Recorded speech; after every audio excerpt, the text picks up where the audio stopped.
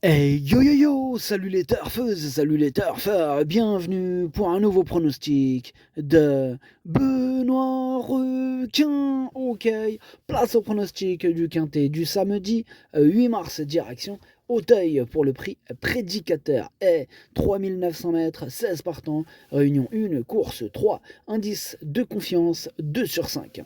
Petit retour sur le quintet de ce jeudi.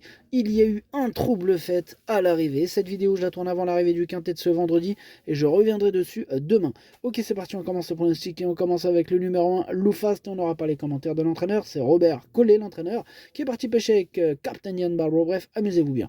Ce numéro 1 fait partie de mes préférés, j'y crois dur comme fer. Malgré la lourde charge, je l'ai mis troisième. On passe au numéro 2, Numerus Borgette. Alors lui, il m'embête beaucoup ce numéro 2, c'est celui qui m'embête le plus, c'est lui mon gros regret. C'est lui mon cheval de complément, cas de partant, attention possible, cassage en vue. On passe au numéro 3, New President, et on écoute Fabrice Fouché. New President est hyper régulier, autant Auteuil qu'Apo. Il paraît être bien rentré de son meeting palois. Ce n'est pas un cheval qui se dépense plus que ça. Il est resté bien et on peut compter sur lui, bien qu'il soit sous le coup d'une pénalité. La seule chose qui m'inquiète, c'est le terrain qui sèche. À Pau, quand il n'a été que cinquième cet hiver, la piste s'était raffermie. Ok, merci Fabrice Fouché. Ce numéro 3, c'est tout simplement lui mon préféré. C'est lui que j'ai décidé d'installer en tête. On passe au numéro 4, Foot, que je n'ai pas retenu, c'est un regret, c'est mon deuxième cheval de complément en cas de non partant. On enchaîne avec le numéro 5, Grand Clermont, que je n'ai pas du tout retenu, j'en ai préféré d'autres, donc on passe direct au numéro 6, Igloo, Igloo, Igloo, Igloo, Igloo. Bref, ce numéro 6, lui non plus, je ne l'ai pas retenu. Bref, on passe au numéro 7, Eros Déné. Lui non plus, je ne l'ai pas retenu, mais lui je l'ai pas rayé, il est en plein milieu de ma petite liste des possibles troubles faits. On enchaîne avec le numéro 8, Hill of Bamboo, et on écoute David Cotin. Hill of Bamboo, il va effectuer son retour à la compétition, mais il est bien. C'est un cheval assez léger qui se prépare assez vite. Il a déjà bien couru à ce niveau de compétition et fait généralement toutes ses courses. Bon, il a le droit de terminer dans la combinaison gagnante du quintet. Hein. Ouais, il a tout à fait le droit. En plus, il devrait avoir une petite cote sympathique, ce numéro 8. Moi, je l'ai gardé, il me plaît beaucoup. Je l'ai gardé en toute fin de combinaison. On passe au numéro 9, Jumper Bay.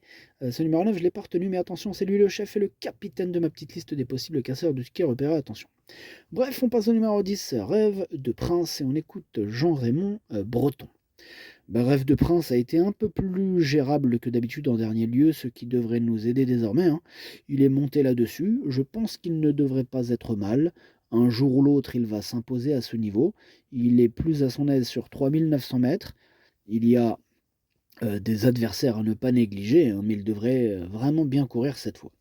Ok, merci Jean-Raymond. Ce numéro 10, moi, il me plaît beaucoup. Je pense qu'il peut frapper un grand coup, raison pour laquelle je l'ai mis cinquième. On passe au numéro 11, Furioso, et on écoute Gabriel Linders. Furioso vient de remporter facilement sa course, le cheval vole le matin à l'entraînement, l'opposition qu'il rencontre ce samedi est largement à sa portée.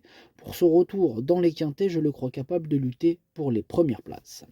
Ok, merci Gabriel. Ce numéro 11, lui aussi me plaît beaucoup. Je pense qu'il peut faire très mal et je l'ai mis quatrième. On passe au numéro 12, Camiador. On n'aura pas les commentaires d'entraîneur. C'est Yannick Foin. Il est parti pêcher avec Captain Ian Barbaro et Robert Collet. Bref, amusez-vous bien. Ce numéro 12, faites attention à lui. Moi, je m'en méfie et je l'ai mis donc sixième.